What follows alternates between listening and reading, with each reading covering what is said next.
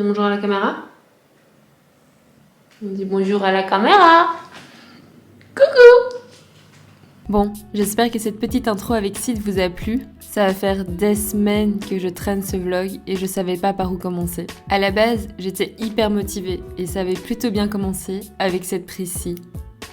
Kikou. C'est ma première. C'est la première fois que je sors mon appareil photo en dehors de la maison pour filmer. Mais c'est trop joli. Je suis dans le parc juste à côté de chez moi, c'est le parc Astrid. Il fait super beau aujourd'hui et il y a plein de canards là sur le côté. Donc c'est trop bizarre de filmer, mais je m'étais dit que j'allais commencer à filmer dans un endroit où il n'y a pas trop de monde et comme ça c'est un peu moins intimidant de le faire. On va essayer de continuer à vlogger. On va dire que c'était pas vraiment un franc succès. Pourtant, j'en ai fait des facecam où je vous racontais ma vie et ce que je faisais de mes journées. Mais il y avait chaque fois quelque chose qui allait pas. Parfois c'était ma tête, j'étais trop fatiguée. Parfois c'était le contenu, j'avais l'impression de dire que de la merde. Mais je pense que le plus souvent, c'était la peur de faire quelque chose de nouveau. Je me suis posé la question de savoir qu'est-ce qui allait vraiment vous intéresser dans ce vlog. Est-ce que me suivre tout au long d'une journée, c'est vraiment ça qui allait vous faire kiffer ?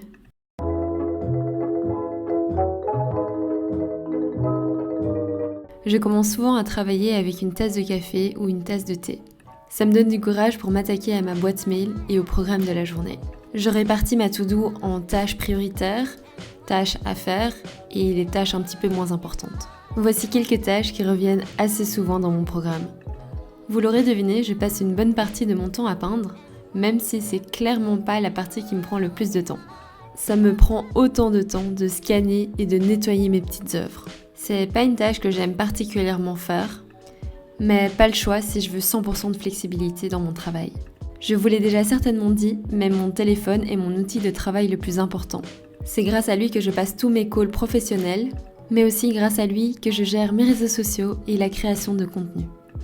Et depuis quelques mois, filmer, c'est devenu quelque chose de super important dans mon planning. Je passe beaucoup de temps à filmer, monter, planifier. Bref, je ne dirai plus jamais que le métier de youtubeuse, c'est pas un vrai métier, parce que franchement, c'est énormément de taf. Tout ça pour vous dire que, à part les bêtises de Sid, j'avais juste l'impression que ma vie était un long fleuve tranquille et qu'il n'y avait pas grand chose à raconter. Pourtant, cette idée de vlog n'arrêtait pas de me trotter dans la tête.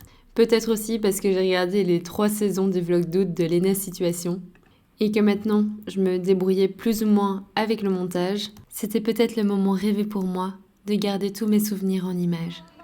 Par exemple, lorsqu'il a neigé début février et que la neige est restée plus d'une semaine parce qu'il faisait tellement froid, j'ai adoré me balader. Ça a toujours été un de mes plaisirs personnels, de me balader toute seule. J'adore me perdre dans des quartiers connus ou des quartiers inconnus. Je découvre toujours quelque chose, que ce soit une papeterie dans une des ruelles près de la Grand Place ou encore un chemin sinueux dans le bois de la Cambre. J'adore tellement Bruxelles et la voir enneigée, ça avait quelque chose de magique. J'avais aussi envie de me rappeler de tous ces précieux moments avec les êtres qui nous sont chers. La pandémie nous aura appris bien des choses, mais l'une d'entre elles, c'est que l'humain est définitivement un animal social. Enfin, en tout cas, surtout moi. J'ai besoin de voir des gens, j'ai besoin de voir mes amis, même si c'est le temps d'une seule balade.